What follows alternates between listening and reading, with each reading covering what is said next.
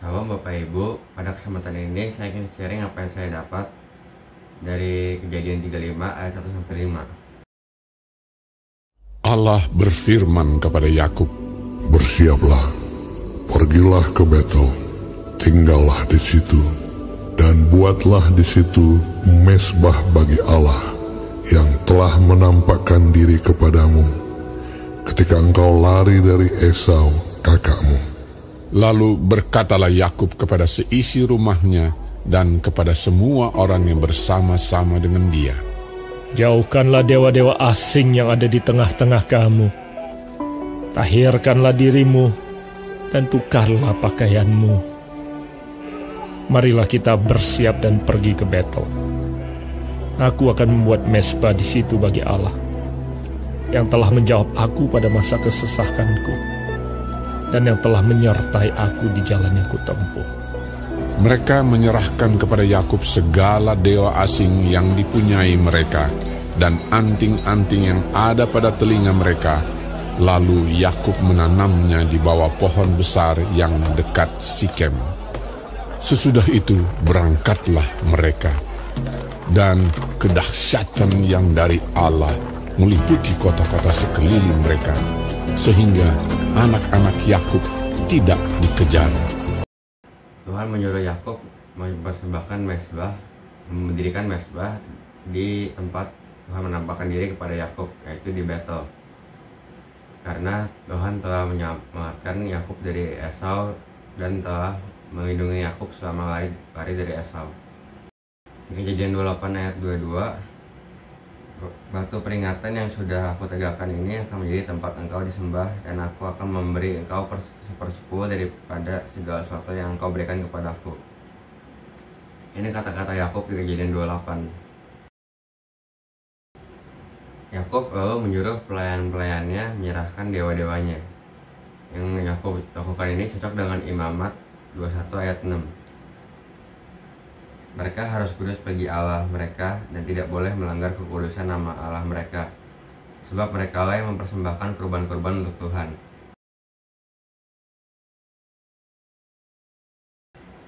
Di sini diberitahu semua orang yang ingin mempersembahkan kurban untuk Tuhan haruslah kudus dan tidak melanggar kekudusan nama Allah mereka. Yakub pada waktu itu belum ada aturan ini, tapi Yakub sudah melakukannya. Apa maksud dari melanggar kekudusan nama Allah kita? Dengan kelakuan kita bisa melanggar kekudusan nama Allah kita.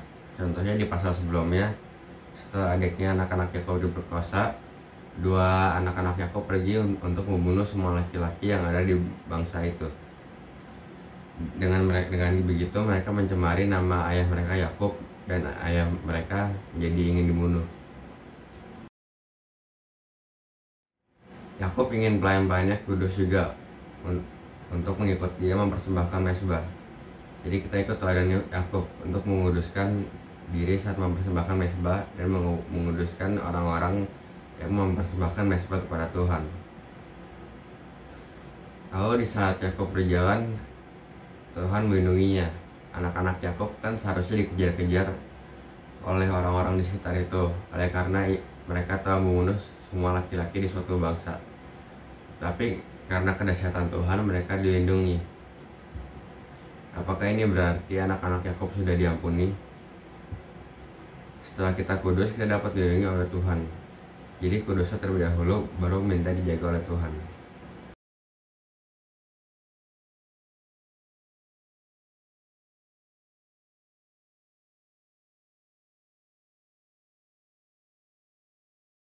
Yakub sebenarnya tahu kalau pelayan-pelayannya itu menyimpan dewa-dewa di antara mereka.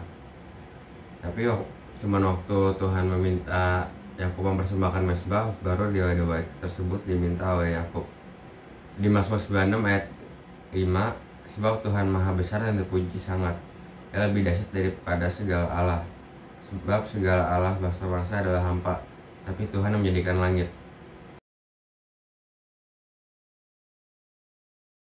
Di sini kita bisa lihat bagaimana dahsyatnya Tuhan, dan kata Mazmur, Allah bangsa-bangsa itu gak ada apa-apanya. Ini seperti di cerita Yakub.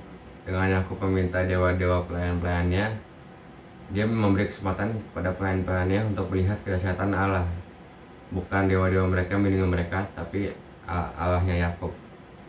Dan mereka bisa belajar kalau dewa-dewa mereka ini tidak berguna.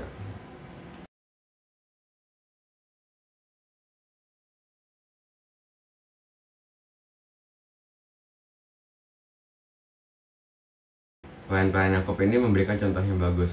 Mereka mau melepaskan dewa-dewa mereka dan mengikuti Allahnya Yakub. Di Matius 16 ayat 24-27, Yesus berkata kepada murid-muridnya, "Siapa orang yang mau mengikut aku, ia harus menyangkal dirinya, mengikut salibnya, dan mengikut aku."